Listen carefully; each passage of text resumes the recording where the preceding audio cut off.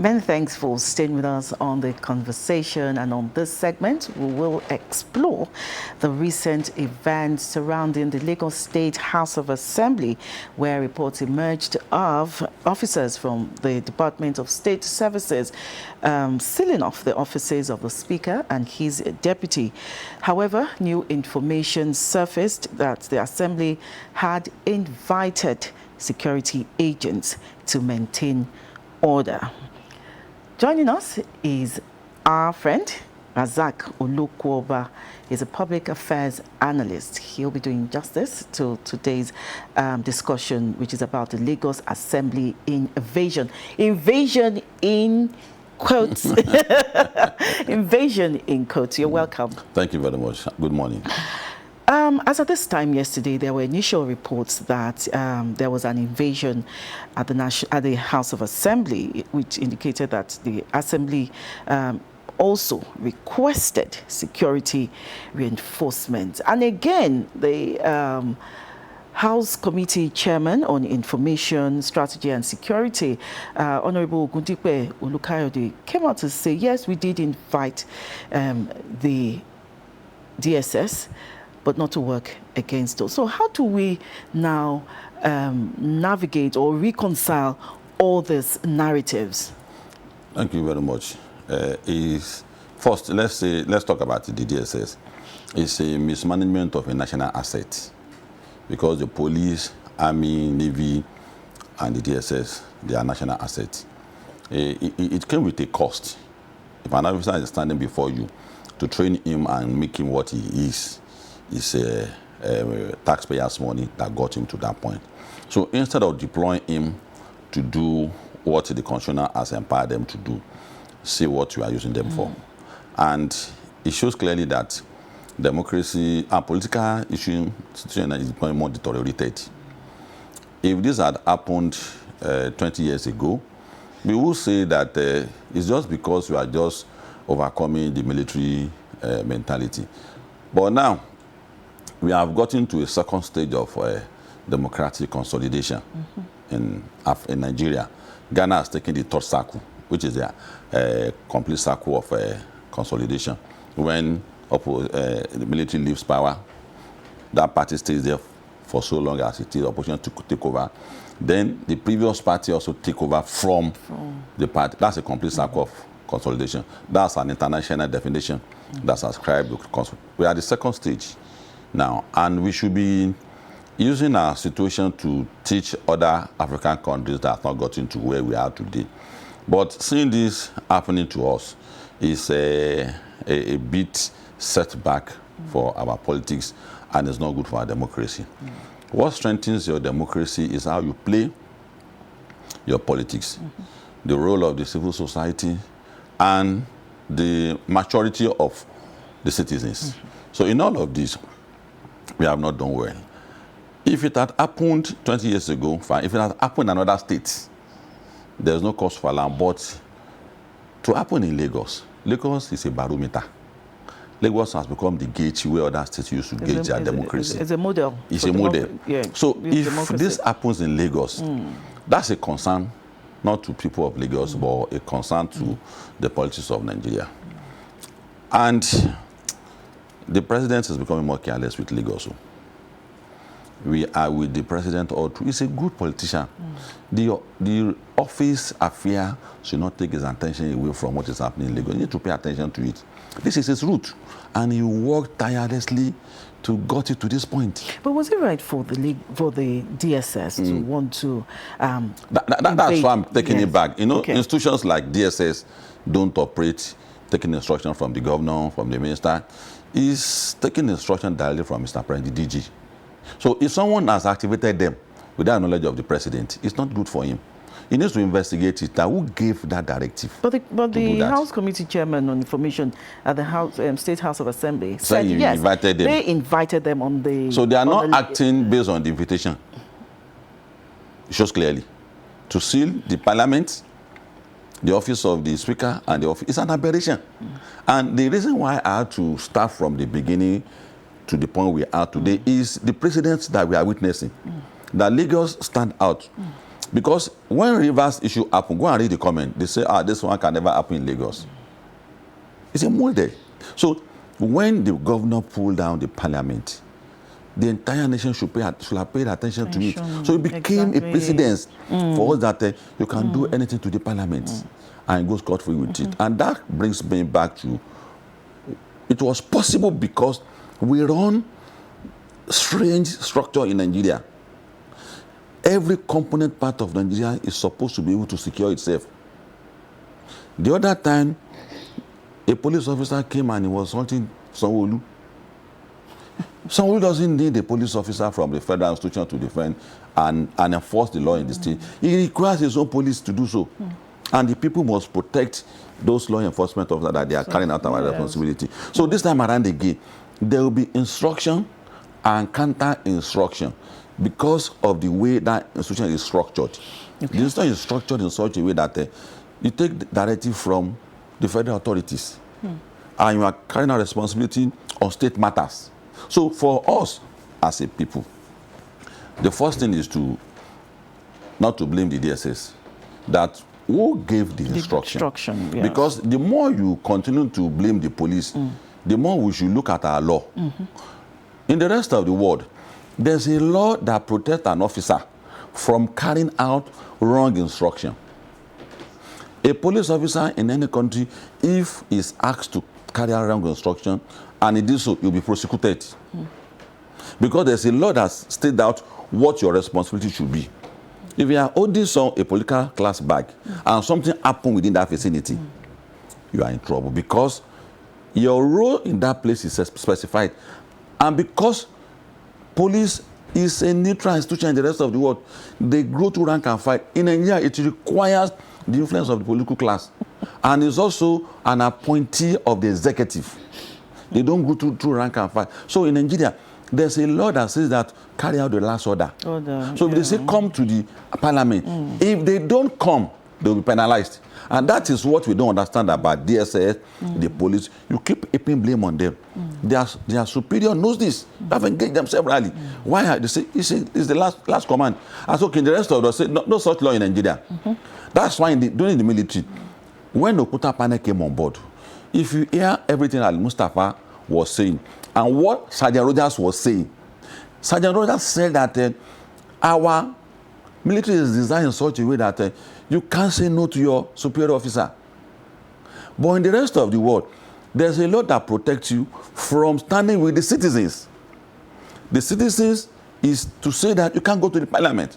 But when you are instructed to go and you don't go, such DSS will be penalized. Okay. That's why we have to separate the DSS from this matter. The information chairman of the parliament in Lagos State, we need more information from him. Okay. Than what was the content of your letter? It's a public affair. Declassified, publish it and see what you requested for. But the letter is out. At what point? The letter is out there. They said someone denied it again that it's not. I read it. Oh, they've denied the authenticity of the letter. So no, we need the letter is out there, and I have it here also, and I'm going to read it out. So we need more clarification. The letter says the Director of State Security Services, Lagos State Command, Magodo Shangisha, Lagos. Urgent enhanced security measures for LSHA premises. I wish to bring to your attention a pressing matter that requires immediate action.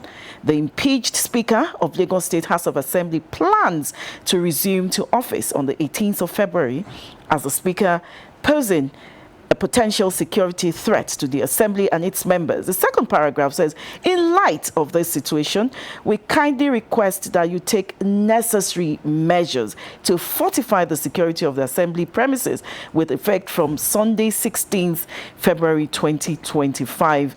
We look forward to your prompt attention. And it was signed by the acting clerk of the House. And the letter was dated 14th February 2025. And no lawmaker has come out to. That means that's the correct version then. See, the clarification of this letter is that DSS secures life. No, they act on intelligence. No. What I'm saying is that DSS secures a life. Okay. Yes. Not life. Premises. The role the role. When they are securing the premises, is it not No, like what I'm saying is that if you see a police officer and DSS with a high-profile person, the police is supposed to ward off intruders. Why the life of the person should be secured by the DSS? So the request here is a bit of confusion, because is he talking about a threat to the life of the speaker or the president? Because if this letter should have gone to the police. The police, if it is the invasion of it's the police. So that's why at times the laws, our institution at times is a confusion. So is it unusual for the legislative to ask for protection from the DSS? I was coming to that. Now, having pointed out this like that, they need to clarify that. We must proceed that at what point did the mandate, the request they gave, at what point did it change? When they got there, what led to the altercation? What led to the taking over of the parliament, which is the subject of the matter now? So, so for DSS, DSS needs to come out with their own version of the story. When it comes to matter that concerns the public, there is no institution that must not be called to account for what they have done. You said DSS need to come out with their own story. No, what I mean is the letter that was written to them. What I mean is that okay, Abimbola, the parliament member accused them that they didn't do what they asked them to do.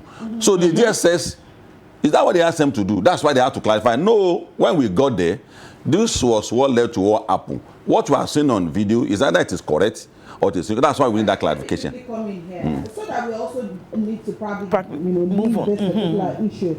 So this clarification came on the heels of what the DSS had said earlier yesterday. Okay. So after what happened, the drama, the DSS later in the day did say that they were there on the invitation of the clerk, or the acting clerk of the State Assembly, which was what Honorable Ogundipe, said, the chairman of the House Committee on Information, also said later in the day that yes, the House had written to the DSS for protection, because to also forestall law and order, to protect the complex and not gain access into the chamber. That's where the clarification should come in. So at what point, where did the DSS get the order to go in to come into the That's chamber? what I'm saying, that they need to explain to the public what prompted them, what prompted them to go into the parliament, what prompted them. That's why I said they need to explain to Nigerians what prompted them. Is he in the instance of who? And that's why that we are mismanaging these assets. A well-trained officer is not supposed to be running around maze. He's supposed to secure the life of Lagosians. You are not supposed to be running around the seat of the speaker. You are supposed to secure the life of the people, gather intelligence, submit to the police, and the police will do the needful. So for us, this must not go unchecked.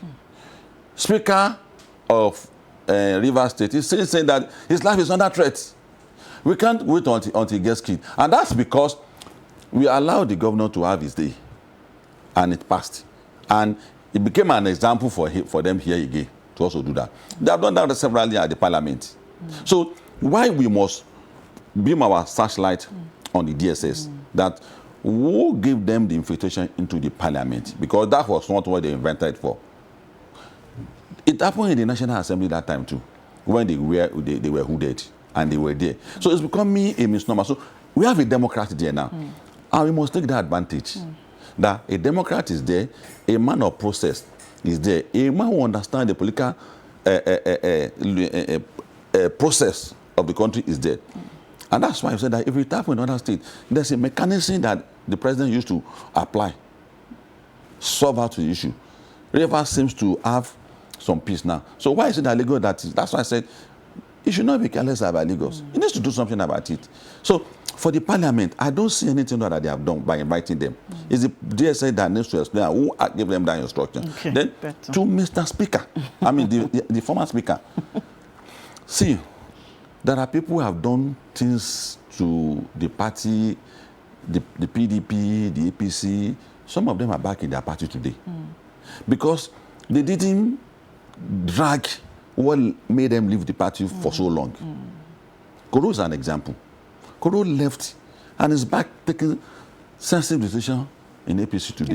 He joined PDP. So for Obasa too, If we had allowed the matter to go, there are more serious political issues in the country today where we have moved on to.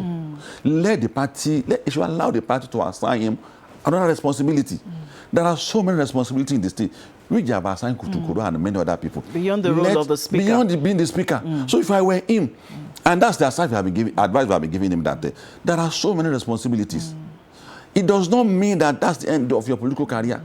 When 32 people say that we have had, respectively, we have had enough of you. Where he is today, Lawan is guiding the parliament in Abuja today, the former president of the Senate. They get to him for advice. Even until Naba died, they go to Naba for direction. He's an experienced parliament because he was the first speaker. Immediately Buhari left. Buhari that asked for the issue. Okay, so for Obasa too, it should have been there. 10 years is not a joke. They will still have been coming to you for advice. But it drags it too far to such an extent that it's beginning to smear the name of the president that is the president instructing that. The president can never ask anybody to install Obasa back again, because when Tinubu was living as a governor, he was supposed to be a senator. But Jetisha in it for the bigger sacrifice of the party. When he was supposed to be the VP to Buhari, people say no, and he moved on. That's not the end of his life. So for us to hear, it shows that the president is a Democrat. So as a Democrat, he can't say anybody should upturn the decision of 32 people out of about 40 people. He can't ask that. So the political class in Nigeria should have preparedness for two things. If I win this election, if I don't win the election, how do I move on with my life? Which is what is missing in many politicians in Nigeria. Losing an election is not part of their lifestyle. Election is won. INEC is a good guy. The moment they lose election, INEC becomes something else. So you are a speaker today. It doesn't mean that's the end of the world. So we have a budget to implement. Okay. We have another officer of function. The blue line is there. The red line, another line is coming. And if the budget is not working, we won't have that in. Lagos is the backbone of the economy of Nigeria. Let's now talk about the future of Lagos politics because of what happened yesterday. And where does this put, Lagos politics? Earlier on, we've talked about Lagos being the model city where other states, copy from. Yesterday's actions, yesterday's event has been described as shameful, and all that. What does this portend for the future of politics here in Lagos? Well, immediately that happens, that drop the rating of Lagos. There's no area of assessment we look at it. The democracy of Lagos is #1 in Nigeria before. But with that incident now, a lot of states are not impressed about that. And a lot of people put a lot of things in place to get to Lagos to what the point it is. About the time Obasanjo wanted to declare emergency in Lagos, you remember that time that I would declare emergency in Lagos. There were a lot of activations, a lot of structures were activated all over the country, and they said that the president that time should not risk democracy because Lagos is already a liberated zone, and everybody played their role. When Tinubu came in, the taxing system was thrown to Nigerians. People rallied around the president, and his income became too short. On security, remember, to take refuse out of the street that time, it was a challenge. A lot of situations came into play. So it is not a day job. So what is happening in the last 3 weeks to today is a thing that should be nipped in the bud quickly. Because the danger for any democracy is to allow a zone like a that has been liberated to be decimated. Well, if this one goes on for too long, it's not too good for us. And like I said, during the election, a lot of people, when the president came to Lagos during December, were prevented from seeing the president because they want to analyze how we lost the election in Lagos to him. One of the issues is the way Lagos is being mismanaged at the moment, politically. So for now, it has a responsibility to quickly nip it in the bud. There are where decisions are taken. It's not sorry that takes decision. It leaves you to the leadership and say, is this your decision? I make it my decision. That's as good as it is in democracy and in politics.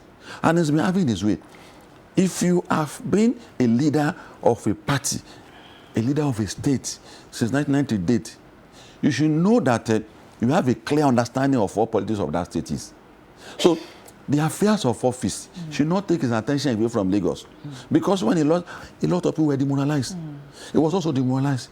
And political activities in Lagos, people are taking note of it. They are taking note of what they start. Is it losing a grip of Lagos? And it's going to impact in what is to be for APC in the future. Whatever the situation is before Obasha left, whatever the situation, no matter the good things is offering to the party, a reversal of this decision is going to be a big loss politically for Lagos and APC. So you should be allowed to stay. Whatever it is, assign the man that is agreed for another responsibility. Let it go. You have a mechanism in place, APC, for solving problems. When APC was coming together, people had a prediction that they won't last for 4 years. But they are standing to today and they're working stronger. Until they became the president for the first time, they produced another president again. That's good for them. So they should not be carried away to have allowed that what happened at the last time. You lost your president base, Katsina. All your parties stalwart lost their base, including Lagos. So correct the errors that we are making. And this direction we are going, it's not correcting the error. It's compounding the error again. To continue to win election and continue to have this kind of challenge in Lagos, it's a way that it's not good for the president. That's just the summary. So for us, economy of Lagos is important. We want another lane to come up again. We want the train is moving. It's moving a lot of passengers every day. The economic sector. And Sanwo-Olu hosted 5 other governors from other states, trying to look at how did Islam crept into the Southwest? What can we do about it? Because the Southwest is the safest region in the country today. But it's going to have a challenge. What do we do about it? How do we activate all those structures that has been contributing to the security of state? That's what we're looking at. Spend. But then now, as we speak, the House has been adjourned indefinitely. And so what are your expectations from the APC, Lagos APC, from the GAC, from the lawmakers themselves, of course, who described this yesterday's event as a national embarrassment and as a threat to democratic principles? So now that the House has been adjourned indefinitely, what would you want for all of these parties to do so that when the House resumes, we do not know when, all of these issues seemingly would have been resolved to a large extent? I look at all the people that are involved in this fight, and that adjournment is a minus to all of them. The parliament, the new parliament, the former speaker, and the GAC is a minus to all of them. Because in the political development in Nigeria, nobody had expected that this kind of thing will happen in Lagos. So, just like the list of ESCO members that was sent to the parliament that was rejected, they were cracked in the politics of Lagos that time. That mechanism that they put in place to sort it out and put it behind them should be employed now. The parliament must resume back. How can the Lagos parliament, a state that houses 52% of the economy of Nigeria, shut it down without the oversight function of the parliament? The executive cannot work very well. There are things that needs to be done. You can't grant the economy of Nigeria because of one person. So for the GAC had to impress it on Mr. President that things must be done, and the way people brandish the president of the name of the president, I knew very well that that's not the decision of the president. The president is a Democrat. He wants the state to move. The state is his pride. So the GAC, the party itself, the president, and the parliament must find a way to ensure that the parliament begin to run. It is not good to wait for us to be on the street again, to start protesting that we want our parliament back. It's not good for it. And there's that call already. Up until yesterday, till this morning, they were called for protests on the street in Mr. President's city. I know that when this kind of a thing happens, people who want to take advantage of it again will also be part of the people that say let's call for protest. So for Mr. President, for the party, for the GSI and the parliament, whatever you are going to do to put this thing behind you, you need to do it.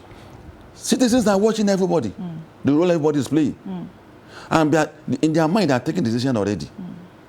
And that decision they are taking already has expressed to us. We can't be saying on television, oh, is this what they are, okay, 1999 days. Is that why you are doing this? And that's the picture people are having in their mind in another state, that, oh, okay, because you are there for this long, that's not too good. They didn't say you are not fit because you are not, your government is not working. Tinubu worked, Fashola worked, Sanwo-Olu is working. They didn't say you are going because you didn't work. They say you are going just because it appears you can't run on your fear. APC now became the opposition of APC. It's not good. PDP has slept off. Run your things. We know you are doing well. That's the message we are getting from what the silence from PDP and from Labour. You are doing well. Why will you be the one to become the opposition of yourself? It's not good for APC. And that's the direction they should look at. That if they allow this thing to inspire opposition to wake up, because this is a wake-up call for the opposition and for Labour to begin using this as a tool to run down APC. Will you allow that to happen to you? And they should not have the overconfidence to such an extent they think that nothing can shake them. It shook them in the last election, though. They lost the election, in the last election. And that is the reason why care must be taken. Do you know why we are bothered? Your democracy becomes stronger when the political parties are also strong. Okay. So but when your political parties, look at the PDP in the entire country now. We have 2 PDP in the country today. Labour had its own crisis. APC should not join them. There's a crisis in Kwara between Governor Razak and a prominent senator. There's a crisis in Osun, Aregbesola and Oyetola in Osun. There's a crisis in Rivers APC again. Then in Lagos. And then in Lagos again. So all these things weakens our democracy. It does not define our democracy very well. So as I speak out, it's not only about only APC also. It's also about the political class entirely. Offer us something good. The picture we are having from the current administration today is looking good. The subsidy that was removed, we said it's a gestation period. Things will get, and look at the fluctuation and the struggle between the dollar and the naira now. It's getting more impressive. So, look, for us, we don't have time, Razak. So looking ahead, what measures should be put in place in order to prevent such occurrence? Again, very briefly, because we have to go. Thank you very much. The first thing is to sustain what they had on ground before. It's a model that is working for them. Once a decision is taken, the highest organ, decision-taking organ in the state should be allowed to decide, which is the party for the political parties. Then for governance, it's the GAC. The GAC has a responsibility to look at the manifesto of the government of Sanwo-Olu and to look at in what way is the parliament also complementing the role of the executive. And they begin to find things to roll it. So together. For party, your party is doing well, the GAC is doing well, in the way we have been doing it before since 1990 up until 3 weeks ago when this one happened. So I will not advise that they deviate from their old method. Okay. They need to go back to the old method where people accept the decision that has been taken by the party. It is the struggle between I don't want to leave office that led us to this. And it is not good for us to allow you to go. Why is the state traumatized? Why is 25 million traumatized? When everything, all the dust settles down, the party has a responsibility to look at it and say that you led us into this kind of decision. With what you have done, see what you have done to the rating of them of Lagos in the country, and the navel must be done in terms of penalty. Such person should be penalized, whoever it is, either it's a speaker or whoever it is, should be penalized. Because if it didn't happen, it's beginning to happen gradually in Lagos, and I cannot say boldly that the hand of food columns is not in what is happening at the moment, and that's why everybody needs to be careful about the event. Everybody needs to be careful. About the event. That's coming from Razak Uluko, public affairs analyst, and we've been talking about the Lagos Assembly invasion that happened yesterday. We'll go on a short break now. When we come back, the conversation continues. Thank you very much for joining us. It's a pleasure being with you. The views expressed on this program do not represent that of the producer, management of Lagos Television, or the Lagos State Government. They remain the perspectives of those expressing them. Thank you for